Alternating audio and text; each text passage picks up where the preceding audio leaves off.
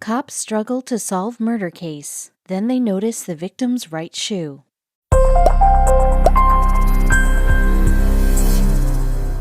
The body was still warm when investigators found it. In fact, it was nearly red hot. Gasoline stained the air with its acrid odor, just strong enough to overpower the sour smell of burnt flesh. In all their years, the investigating officers had never seen a crime scene so gruesomely puzzling. But with one look at the victim's right shoe, the entire case was blown open. On its own, the shoe likely wouldn't have meant much. In fact, the investigators had even missed it at first glance. But combined with the rest of their findings, this innocent piece of footwear painted a grisly picture of an even grislier murder. The story went like this. It was just before dawn as a vehicle barreled down an isolated strip of New Jersey roadway. Not another car or soul in sight. The winter air had turned the evening cold and frigid, though the weather was undoubtedly the last thing on the driver's mind. Instead, he cast his gaze at the woman beside him in the passenger seat. Dressed in fine clothes, she had apparently dozed off at some point during their ride. Her head was now resting comfortably on the driver's shoulder. She never woke up. As the couple neared the town of Cranford, the driver quietly pulled the car onto the side of the road. He reached into his jacket pocket, careful not to disturb his passenger, and slowly lifted the barrel of a .32 revolver to her head. It was over in seconds. In the harsh glow of the headlights, the man dragged the body from the vehicle and quickly doused it in gasoline. He lit a match, and after watching the corpse burn, he returned to his car and disappeared into the night. Upon the discovery of the body the next morning, local papers snatched up the gruesome murder story and quickly made the torch murderer national news. From coast to coast, media outlets couldn't help but speculate about the motivations behind the brutal killing. Some proposed the murder was the work of a deranged madman, others that it could have been a crime of passion committed by an ex-lover. There were even theories that the slaying was committed by members of the local mafia as a warning to their enemies. This was 1929 after all. These were all plausible motivations, though at the moment law enforcement officials were focused on a more pertinent bit of information: her name. Given the state the victim was found in, this was no easy task. In addition to the body being burnt beyond recognition, the killer had also removed the labels from her clothes to further disguise her identity. Officials struggled in vain for 6 weeks to put a name to the victim. Then they noticed that right shoe. While the investigators already knew that her shoes had been manufactured in Missouri, they failed to realize that the right one was distinct from the left.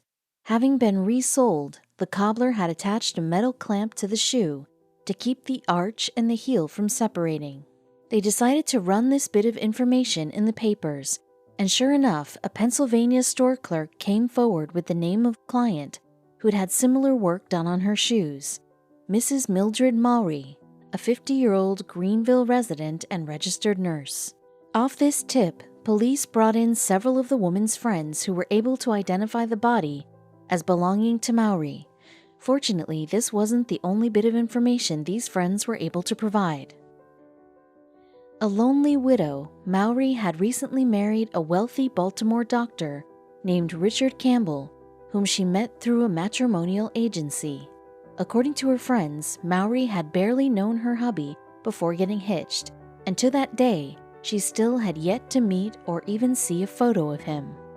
In fact, it had been weeks since they had seen Mowry herself, who was living apart from Campbell while he worked at a sanitarium in New York City.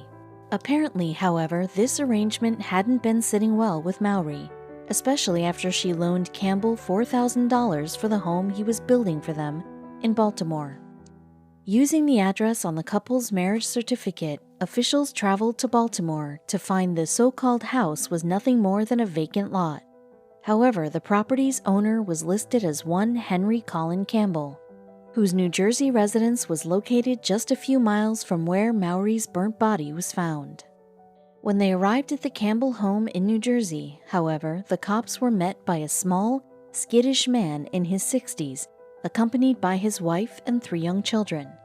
For a moment, the officers considered they'd made a mistake. Then they checked his pockets. The man was concealing a .32 revolver, the very same caliber of gun used to commit the murder. Officers swarmed the home, and within minutes, under the interrogation lamp, Campbell confessed not only had he killed Mowry, but Henry Colin Campbell wasn't even his real name. Instead, he was Henry Close, a career con man who had made a living off wedding rich widows and having them mysteriously disappear. Close claimed that while he eventually swore off a life of crime in his later years and settled down with his current family, a newly developed morphine addiction led him to his relationship with Mowry. However, after Mowry began unraveling his charade, including discovering that the sanitarium he worked at was just a regular office building, Close decided it was time to tie up loose ends. He invited her to Pennsylvania, promising the two could work things out. She wound up charred on the side of the road. After a failed plea of insanity, Close was ultimately found guilty of first-degree murder and met his end in the electric chair in 1930. Since then, the story of Close's deadly deception has served as a cautionary tale for some, and, unfortunately, as inspiration for others. By all accounts, Bernie Tiede was just an ordinary Texan. Born and raised in Abilene, he'd overcome a pretty rough childhood to build a respectable life for himself in nearby Carthage. Bernie worked at the Hawthorne Funeral Home as an undertaker and funeral director, and he made a name for himself in the town. It was during his stint there he met Marjorie Nugent. Marjorie Nugent was married to a wealthy oil man named Rod Nugent. In 1990, Rod died, and Bernie helped coordinate the funeral in Carthage. The 38-year-old mortician connected with the 80-year-old widow after the procession, and the two seemed smitten. As strange as it sounds, Marjorie and Bernie quickly developed feelings for each other, despite the massive age gap between them. Bernie started to spend less time around the funeral home and more time at Marjorie's side. According to Bernie, he felt sorry to the old woman and worried about her being alone. Marjorie even had Bernie leave his job at the funeral home and paid him a salary to help her out with household chores. In fact, she paid for pretty much everything, including weekly date nights at expensive restaurants and private flying lessons. It seemed like there wasn't anything she wouldn't buy for Bernie, but suspicion was on the rise. Marjorie's grandchildren, as you can imagine, were completely wary of Bernie's intentions.